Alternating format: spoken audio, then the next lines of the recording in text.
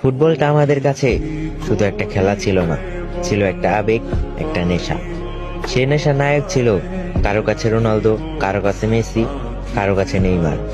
রাত জেগে খেলা দেখা, বন্ধুদের সঙ্গে তর্ক করা, বাবা মায়ের বকা খাওয়া, এগুলোর মূল কারণ ছিল এই তিন জাদুকরের পায়ের কারসাজি।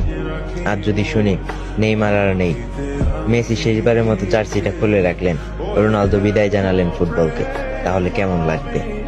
একটা শূন্যতা, একটা শূন্য মাঠ, একটা নিঃশব্দ রাত। আর কখনো 90 মিনিট ধরে তাদের ম্যাজিক দেখার সুযোগ আসবে না। আর কখনো সেই চিরচেনা ড্রিবল, সেই জাদুকরী গোল, সেই উল্লাস দেখা হবে না। যে মানুষগুলোর জন্য এত ভালোবাসা, এত আবেগ, তারা চলে যাবে ইতিহাসের পাতায়, রয়ে যাবে কেবল ইউটিউবের ভিডিওতে। ভাবতেই কেমন বুকটা মোচড় দিয়ে ওঠে। একদিন হয়তো নতুন তারকারা আসবে, নতুন জার্সিতে নতুন রং লাগবে, কিন্তু আমাদের রাত জাগার কারণগুলো বদলে যাবে চিরদিনের জন্য।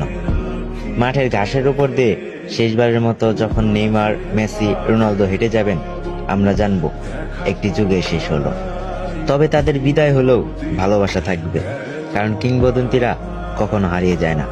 তারা থেকে যায় আমাদের হৃদয়ে, আমাদের স্মৃতিতে চিরদিনের জন্য।